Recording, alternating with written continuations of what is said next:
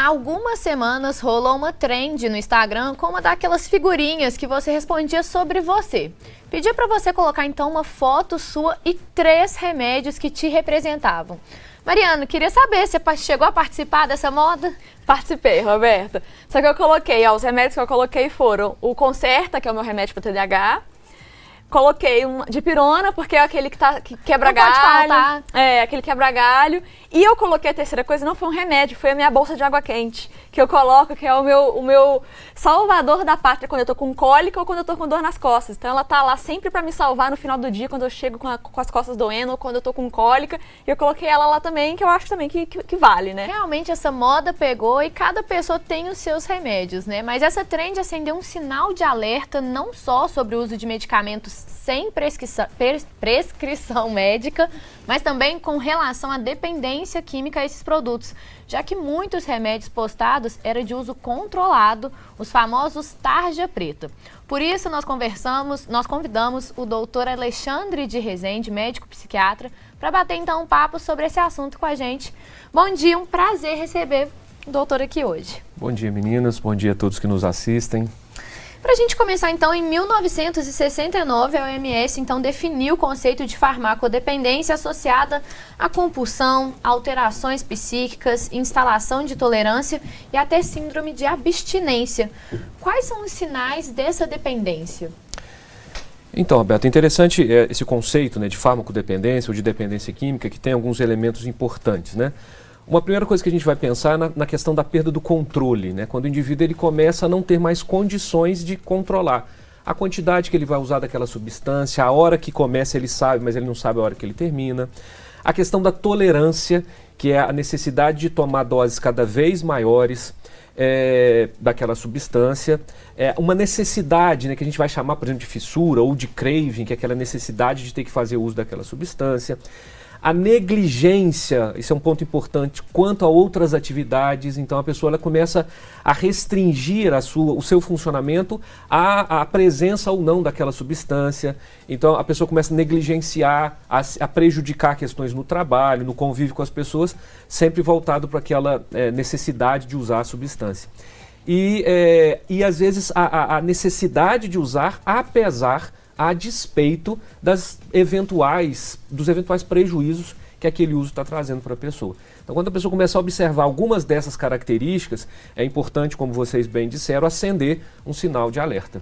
E quando a gente fala de farmacodependência, a gente logo pensa em remédios controlados, né, os tarja pretas, mas ela não se limita só a eles, né? Quais remédios aí que são de fácil acesso que também podem causar esse tipo de dependência? Então, Mariana, essa pergunta é bem interessante para a gente esclarecer algumas coisas, né? E tomar muito cuidado sempre, porque dependendo da forma como a gente aborda, a gente muitas vezes reforça alguns estigmas e algumas preocupações em relação a essas medicações. Primeiramente, a gente tem os psicofármacos, né? Essas medicações que são utilizadas, que são os antidepressivos, as medicações utilizadas, por exemplo, para tratamento do transtorno bipolar. Você citou, por exemplo, o Concerta, né, que é o metilfenidato com tratamento, por exemplo, de déficit de atenção. Então, e a gente tem os chamados tarja preta. É importante destacar que nem todas essas medicações são tarja preta. Por exemplo, os antidepressivos. É muito comum as pessoas terem medo, né, de tomar o antidepressivo exatamente com essa preocupação de que ele vai causar dependência. O antidepressivo, por exemplo, não é tarja preta, ele é tarja vermelha. Portanto, ele não causa dependência. Os chamados tarja preta, né, são aquelas medicações, são chamados benzodiazepínicos, que são aqueles calmantes, aquelas medicações que são utilizadas como ansiolíticos. A gente brinca que é a família dos PAN. Bromazepam, clonazepam, diazepam, alprazolam, lorazepam. Essas medicações elas são, então, tarja preta e sim medicações que causam dependência.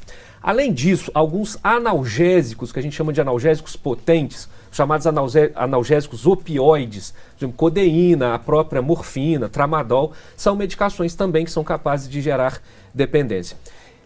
Conclusão, né? Mas eu não sei, então é importante, o ponto mais importante é evitar a automedicação. Isso é um problema muito importante e sério.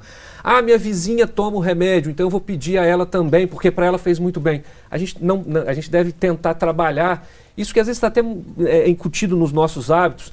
Medicação é algo de prescrição médica, então eu devo procurar, né, um médico para que ele possa fazer a indicação mais adequada das medicações e aí ele poder definir os riscos, inclusive de dependência, e outros riscos mais que podem existir no uso das medicações.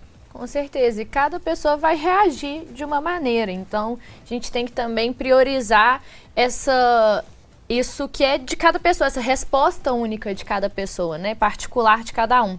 O uso excessivo também pode levar ao desenvolvimento de tolerância de algum medicamento. O que significa essa tolerância e quais são os riscos? Então, Roberto, tolerância é uma característica das medicações que causam dependência. Então, inclusive, uma característica da dependência é a tolerância. Então, se eu começo a abusar de uma substância, por exemplo, vamos colocar o Rivotril, que é um dos calmantes mais utilizados. Ele é tarja preta, ele causa dependência. Então, é muito importante pensar que o indivíduo, muitas vezes, ele começa a usar uma quantidade, ele vai tendo a necessidade de aumentar aquela quantidade para ter o mesmo efeito. Isso é tolerância. É como se o organismo fosse, em linhas gerais, se acostumando com aquela medicação, de modo tal que eu preciso aumentar cada vez mais aquela dosagem para eu ter o mesmo efeito. E aí, quando eu percebo o desenvolvimento dessa tolerância, é um risco, porque significa que ali por trás pode estar se instalando uma dependência. E também existem remédios que não podem ser tomados juntos, né? Que causam uma interação medicamentosa que pode ter efeitos negativos. Quais que são aí os perigos desse tipo de interação entre medicamentos e o que ela é, o que pode causar essa interação? De fato, né, Mariana, assim, existem medicações que elas causam essa interação no sentido de que elas vão atuar da mesma forma no organismo. Por exemplo, não é bom você misturar álcool com um benzodiazepínico, um calmante, com um tarja preta, porque eles agem de mesmo modo no cérebro, então é como se um potencializasse o efeito do outro. Algumas medicações, elas, por exemplo, podem diminuir o efeito de outras. Por exemplo, a carbamazepina, que é uma medicação de certo modo até bem utilizada, na prática, muitas vezes de forma errada, mas ela é muito utilizada, só que ela, por exemplo, ela tende a diminuir o efeito das outras medicações. Inclusive, por exemplo, anticoncepcional, né, muitas mulheres que usam. Então, é um grande cuidado que a gente tem que ter. Por isso, mais uma vez, a importância de tomarmos cuidado com a automedicação. Por quê? Porque é o profissional habilitado para isso, né, é que vai definir, olha, você pode usar essas duas medicações, não vai haver uma interação medicamentosa significativa, isso não vai trazer risco para a sua saúde, ou muitas vezes se assume o risco, mas muito dentro de uma relação de custo-benefício, né? Afinal de contas, nenhuma medicação é completamente isenta de risco. Mas quem vai definir isso é o profissional habilitado. Isso é importante destacar, né? E, doutor Alexandre, o que pode levar uma pessoa a fazer esse uso abusivo dos medicamentos? Quais são os fatores de risco, então, das pessoas, talvez, dos pacientes que apresentam essa farmacodependência? Então, é muito importante a gente pensar, né, nessa questão da dependência. Por exemplo, vamos pensar dos benzodiazepínicos, são medicações muito utilizadas. Aí sim, os famosos tarja preta, aqueles da família PAN que a gente estava falando agora há pouco. Então são medicações que, por exemplo, elas podem, a despeito de muita gente usar para dormir melhor, para tratar a insônia, mas são medicações que, quando usadas a médio e longo prazo, podem piorar a qualidade do sono. É como se você, pela necessidade, a tolerância que a gente estava falando agora há pouco, a necessidade de você ter que tomar doses cada vez maiores, isso vai alterando a qualidade do sono. Essas medicações, elas podem, por exemplo, piorar a nossa capacidade cognitiva, então a gente pode ficar mais esquecido, a gente pode deixar, por exemplo, de prestar atenção em determinadas coisas, ou ficar até um pouco mais ansioso quando a dependência já está instalada. Então, assim, o uso abusivo, o uso excessivo e, sobretudo, o uso sem uma indicação precisa, né, pode trazer grandes riscos à saúde, e a começar pela própria questão da dependência, que é algo que é significativo, aquela necessidade que a pessoa tem de fazer uso, e a gente sabe de situações, né, absurdas, de pessoas que usam inúmeros comprimidos, que não conseguem funcionar se não usar aquela quantidade de medicação, ou quando acabam tendo prejuízo nas suas atividades mediante esse abuso das medicações. Doutora Alexandre, no próximo bloco a gente vai destrinchar um a um aí alguns tipos de remédios que o pessoal de casa talvez faça uso, para todo mundo ficar atento aí e acender a luzinha caso se identifique com algum deles e falar, opa, eu tomo esse remédio aí, talvez seja melhor eu ficar atento. Então no próximo bloco a gente continua esse bate-papo, vamos entrar um pouco mais nessas categorias de medicamento e você aí de casa não sai daí, a gente já volta, mas se você tem alguma dúvida, manda para o nosso WhatsApp que tá aí na tela para você, é 1 minutinho só e a gente já volta.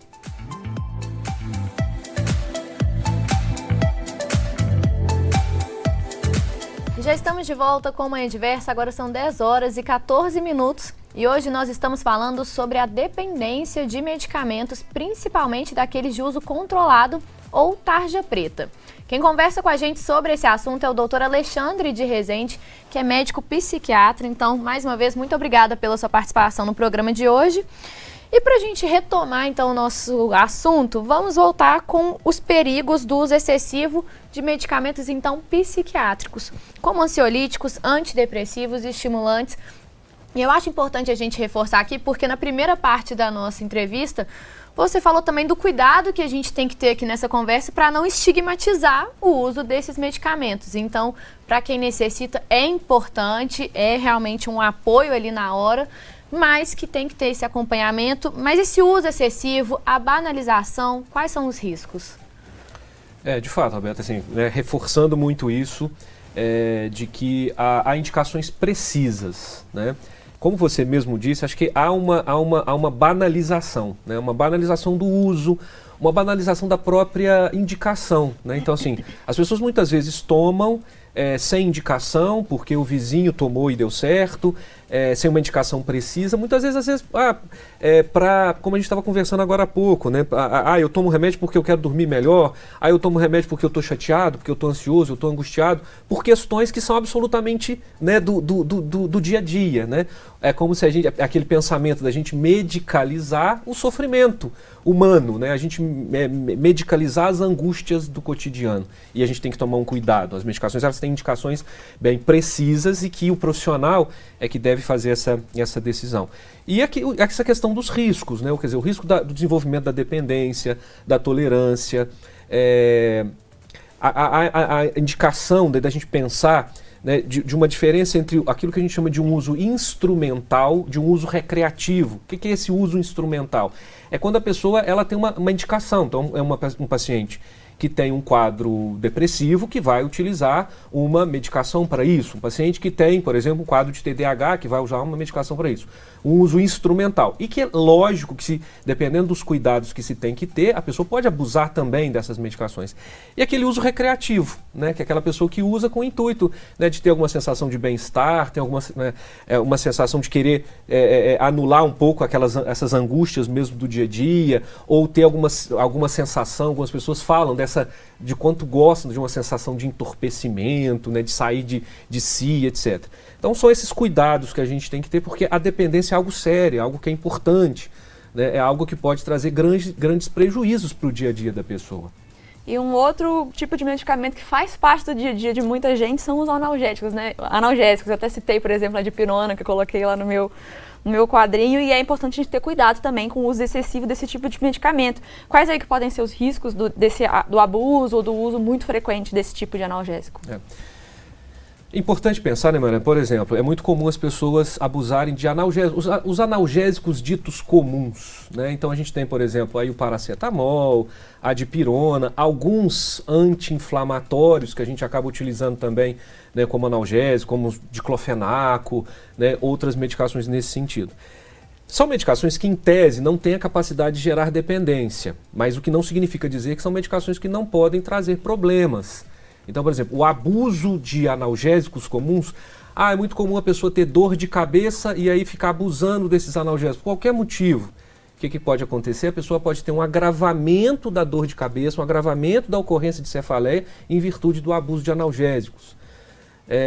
O abuso de anti-inflamatórios pode trazer problemas gástricos, pode trazer problemas renais. Então é um cuidado grande que a gente tem que ter. Quando se pensa em termos de dependência e analgésicos, aquilo que eu falava mais cedo, dos chamados analgésicos potentes, né, que são os chamados analgésicos opioides. E que é um problema importante, porque muitas pessoas começam a utilizar por conta de alguma dor importante. A gente está falando, como eu disse, né, de codeína, né, tramadol, morfina. Então, tem uma série de medicações, oxicodonas, que podem gerar dependência. Então, é importante tomar o cuidado com o abuso dessas medicações. Inclusive, riscos de overdose, quer dizer, de abuso de medicações, que podem, inclusive, levar até o indivíduo à morte, né, pelos riscos de opioide, né? Então, é importante a gente prestar atenção sobre o uso, né, e o abuso, o exagero do uso dessas medicações. E muitas pessoas alérgicas também acabam abusando dos antialérgicos. Quais são esses riscos? Realmente isso é comum? Eu acho que também outra coisa que eu vejo muito, que as pessoas falam, é alergia ou sinusite, aquele uso do Neosoro como se fosse assim, normal. Quais são os cuidados que tem que ter com esse abuso? Esses ditos, né, antialérgicos, mais uma vez, não são medicações que são capazes de gerar dependência. É claro que, por exemplo, você estava citando o Neosoro, quer dizer, o abuso, né, muitas vezes pode até gerar uma necessidade até fisiológica, né? É como se fosse uma dependência, não do ponto de vista químico, de uma dependência química, de uma necessidade fisiológica de fazer uso daquela substância.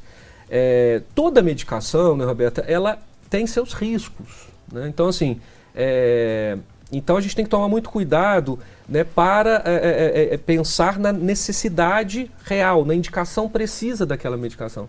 Então o uso exagerado de qualquer medicação, e principalmente sem a real necessidade, sem a real indicação, pode trazer problemas físicos, pode trazer problemas para a sua saúde. Isso é algo que a gente tem que tomar muito cuidado, de fato. Agora vamos falar um pouco sobre os remédios para dormir, que você já citou eles aí um pouquinho, mas eu acho importante a gente ressaltar, né? Por exemplo, a gente tem visto muito na internet esses dias pessoas relatando situações absurdas que aconteceram quando elas estavam sob efeito do medicamento chamado Zolpidem, que realmente gera relatos muito engraçados de pessoas que contam que às vezes tomaram remédio, não foram dormir imediatamente e acordaram no dia seguinte para descobrir que fizeram coisas assim que não se lembram, e histórias engraçadas. Algumas viagem para o exterior. E algumas até perigosas, assim. E aí acaba realmente gerando esses relatos que são interessantes na internet, mas que a gente tem que acender um alerta para a gente não acabar, né, naturalizando esse uso desse remédio e até naturalizando o uso recreativo dos remédios para dormir. Então eu queria que você falasse um pouquinho sobre os perigos aí nesse caso. De fato, aí eu fico pensando, sabe, Mariana, que é aquilo que eu estava dizendo mais cedo. O quanto que esse tipo de postagem, esse tipo de viralização ajuda ou atrapalha, né? É importante a gente pensar o seguinte: Zolpidem, né, é uma medicação segura.